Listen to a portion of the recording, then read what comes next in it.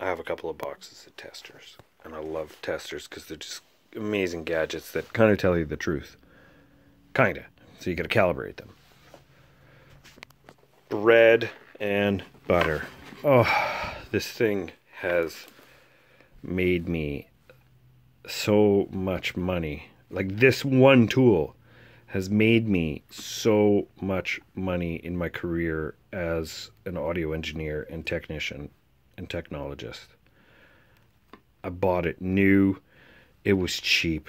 It was like under 200 bucks, and I have used this almost every day for the last 15 years. This one, not so much, but it's awesome to have. And what it is it is a little 2-in-1 current clamp. So you can put it through one of the legs, whether it's the neutral or the neutral or the load, and you can measure current with it. So you put it through there, measure current. This one also has a voltmeter in it. The cool things about these is they come with these little clips, so if you can't get around the neutral, this allows you to clamp this around the neutral, so, or the load, or whichever one it is. So you can measure current. And what it does is it gives you two different places to grab. So you can grab it around here, and it's times 10. So there's 10 loops of that wire that go through there. And you can measure how much current is in line with that. Super duper useful.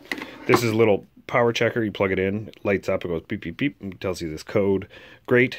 Push this, checks a GFI. It doesn't check for bootleg ground, so if you live in Toronto, you know, doesn't check for that. But then you get into some of the, you know, obscure tools. This is also bread and butter. These are not expensive at all, but it is a transmitter that has a tone, and it you know, there's a constant or a, you know, static tone. And what it does is you get this magic wand, my danger finder. So you attach these two little clips to a chunk of wire, and if you got a patch panel that has a million wires on it, it's that one. It also has a little RJ11 jack, so you can plug it in. But I test these cables all the time, so you know, you put a little you know, 9-pin or 8-pin cable. You can put your serial cables, your DB25s, and what it does is it cycles through those. So here it's a 9-pin cable, and it tells you what it's connected to. Super duper useful. You can get these on eBay cheap. This was like 40 bucks or something. Then you get into AES3. So this is a bit buddy, and what you have is you have an analog output and you have an AES3 output. Then you have a reference input, and what you can do with this tone generator, let's see if my battery's dead in it. You can create a tone that's a left-right tone, and different tones, and you know, different. You can actually create an invalid signal with it, and you can invert.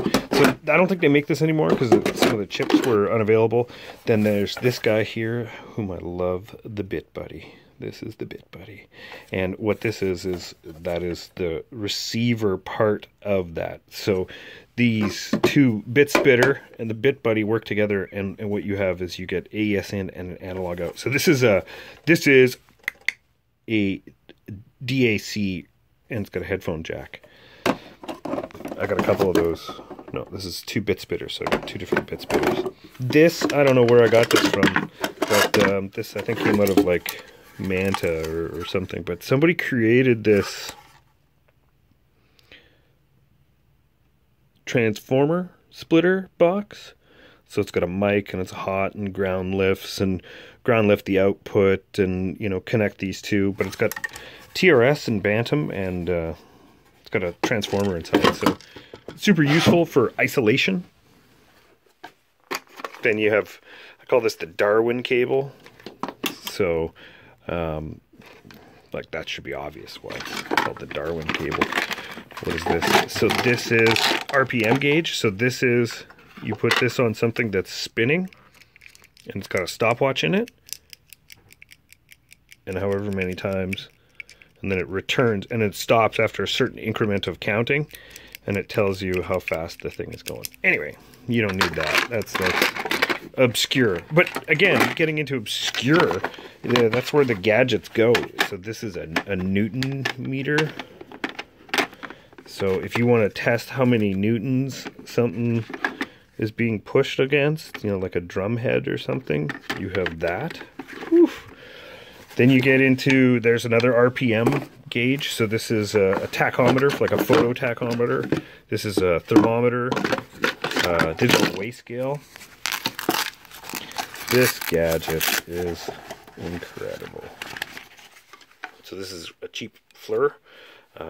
It kills batteries like crazy, but it is a temperature gun. So you can actually see that, you know, there is, you know, let's look at my garage here. You know, it's colder over there. This is warmer. That sack of diapers there is warmer than my concrete floor. But super useful for diagnosing things, like just unbelievably useful for looking at circuits, finding things that are about to explode. So I have that one, and then I also have this little guy. So this is super easy for you know, just holding it up, and, you know, is that thing on fire? Yeah, it's all right. This is from race cars. But with the gadgets and testers, you also need, you know, decade boxes, resistor. You know, you got to put in a, you know, a substitutor resistor. So this is, you know, just you know, different resistors that you can add up to create different circuits. These, you know, I should give these away. Ho ho ho, stocking stuffers. But these are current meters that you can buy, $4.99 from China. Fabulous stuff. I love these. I've installed just dozens of them. And then I have loads. So if you ever want to test a power amplifier, you cannot test a power amplifier without a load on it. So never plug the output of an amplifier to nothing, because 100% of the power will reflect back into the amplifier. So it needs to be absorbed. And these are 8 ohm loads. And 8 ohm load. Idiots who think it's a DI. So, oh yeah, so we put this on a mic preamp we were designing. So to emulate an idiot who plugged like a cabinet into our mic preamp to see what was going to happen. So great pieces. Like when you test these different things and you do all these different tasks, these gadgets are just amazing to have around. And I highly recommend collecting and never selling testers.